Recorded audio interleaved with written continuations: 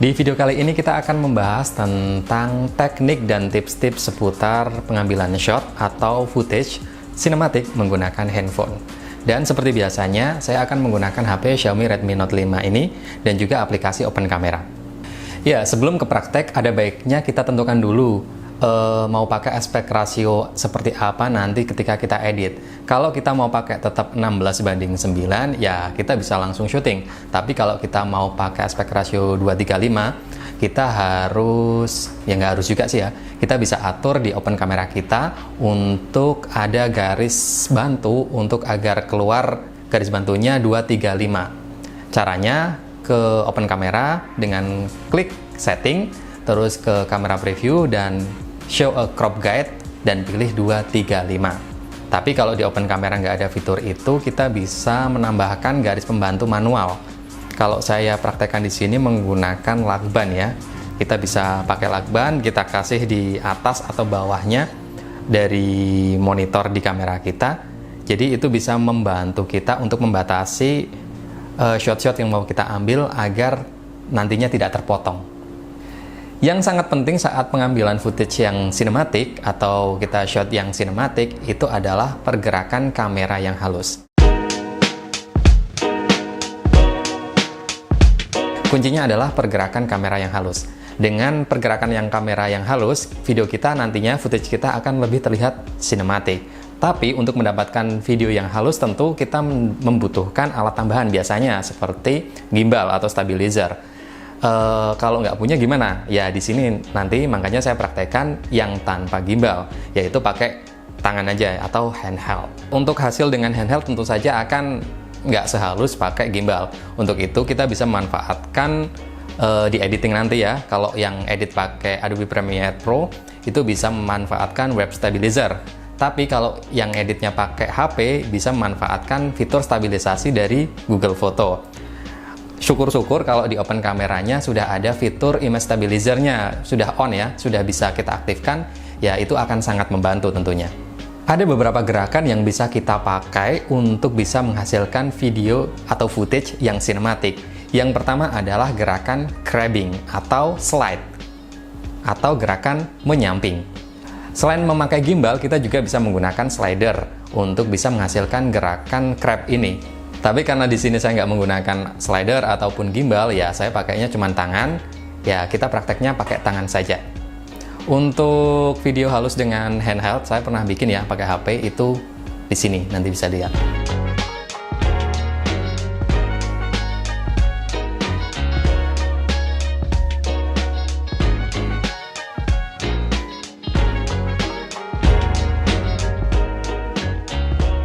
Selain gerakan grabbing tadi, kita juga bisa menggunakan gerakan pedal style, yaitu gerakan kamera dari atas ke bawah atau dari bawah ke atas. Sama ya, tetap pakai tangan.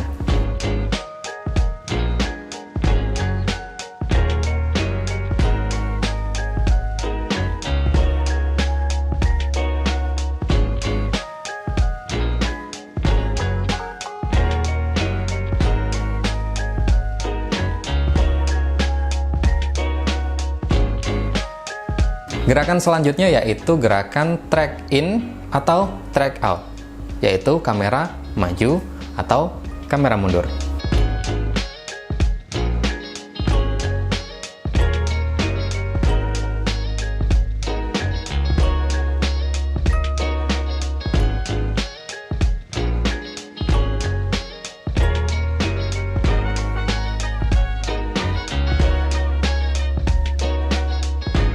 Gerakan follow juga bisa menjadi pilihan agar video kita terlihat lebih sinematik.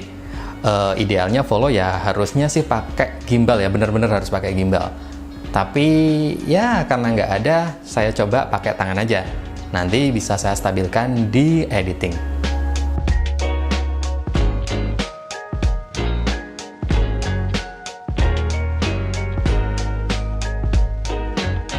Untuk mendapatkan hasil video yang lebih sinematik, kita bisa memadukan gerakan-gerakan kamera tadi yang halus itu dengan angle dan shot-shot yang lain.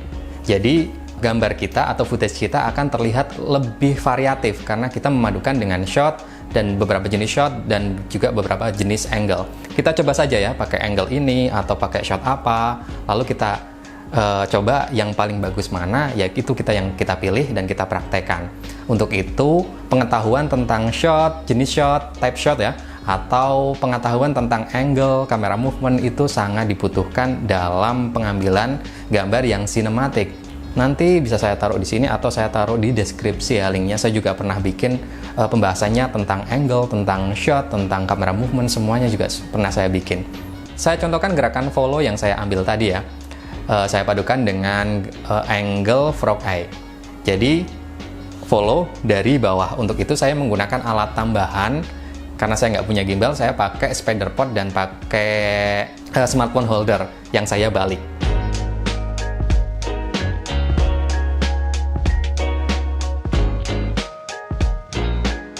Hasilnya lumayan sih.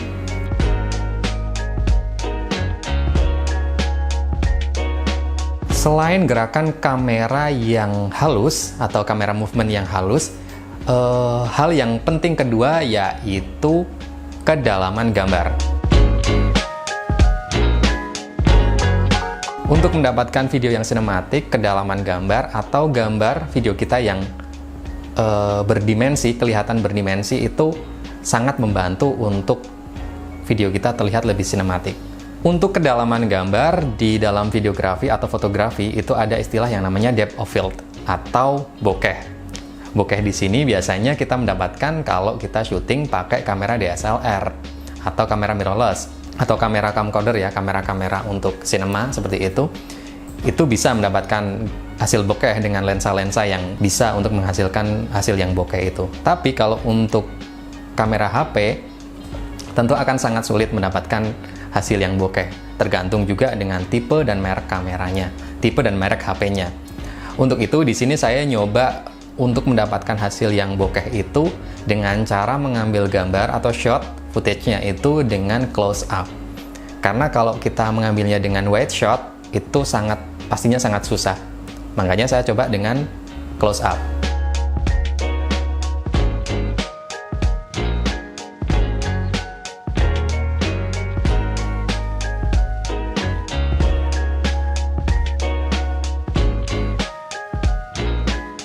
Selain bokeh tadi, kita juga bisa mendapatkan kedalaman gambar dengan menggunakan foreground.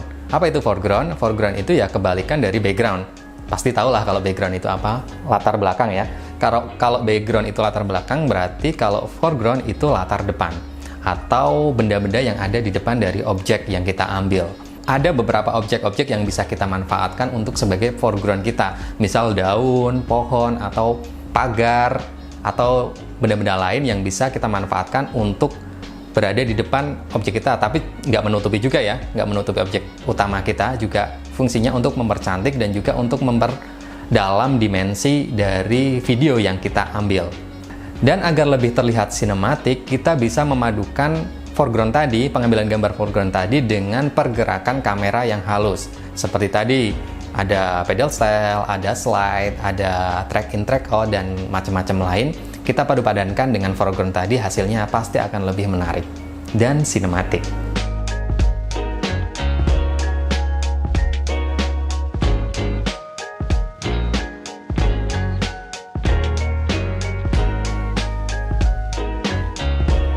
Selain tadi, pertama ada pergerakan kamera yang halus, kedua yaitu kedalaman gambar, dan yang ketiga ini yaitu komposisi dan framing.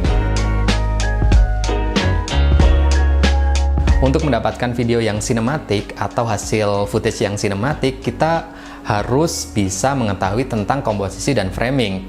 Untuk pembahasan tentang komposisi framing itu saya pernah membahas di satu video, ada di sini yang lengkapnya ya.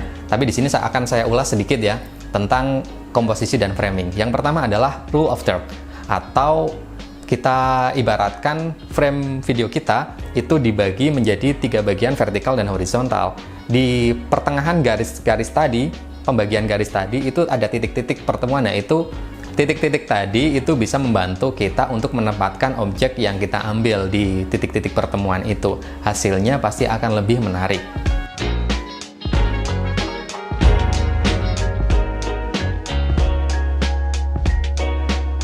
Selain rule of third, itu ada lagi yaitu headroom, ruang antara kepala dan frame, batasan frame. Jadi jangan terlalu lebar dan juga jangan terlalu sempit, apalagi sampai memotong kepala.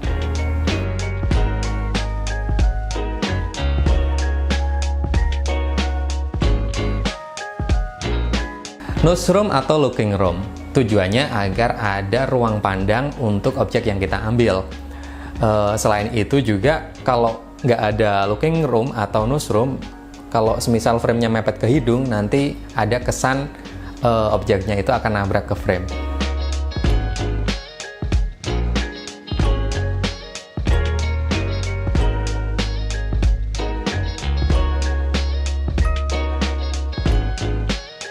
Walking room atau lead room. Ketika kamera mengikuti objek yang berjalan, itu idealnya ada ruang untuk berjalan untuk objeknya.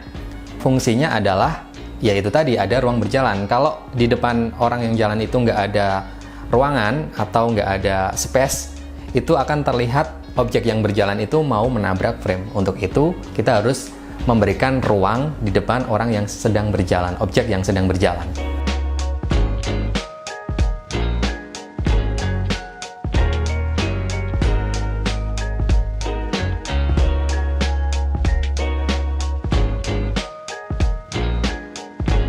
Selain 3 hal tadi, itu kan yang mendasar ya untuk pengambilan footage yang sinematik, kita juga bisa memanfaatkan hal-hal di sekitar kita untuk mendapatkan hasil yang lebih apik ya, lebih bagus. Itu seperti kita ngambil, bisa pakai ketika ada cahaya matahari, itu di sela-sela pohon, itu bisa kita ambil, itu jadi footage yang bagus untuk terlihat sinematik.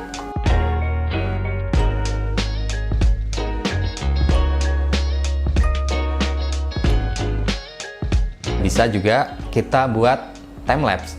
Time lapse itu juga kita bisa pakai untuk menambah video kita lebih bagus.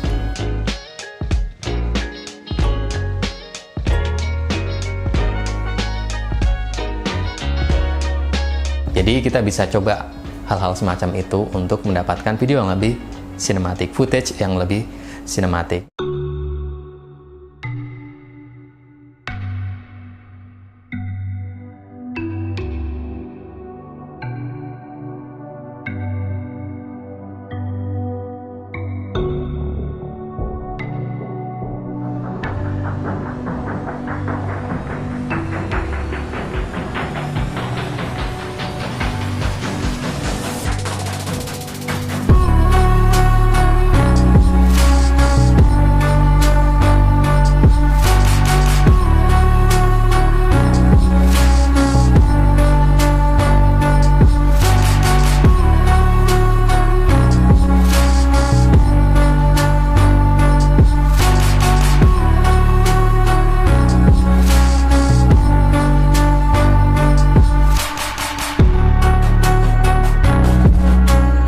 Oke, cukup sekian untuk pembahasan pengambilan footage yang lebih sinematik ini ya. Semoga bisa bermanfaat dan menambah sedikit inspirasi untuk pengambilan gambar yang terutama anak-anak, orang-orang yang sinematik banget ya. Seperti itu. Jadi tetap semangat ya, tetap jaga kesehatan di masa-masa pandemi, masih pandemi seperti ini. Cukup sekian dan sampai jumpa.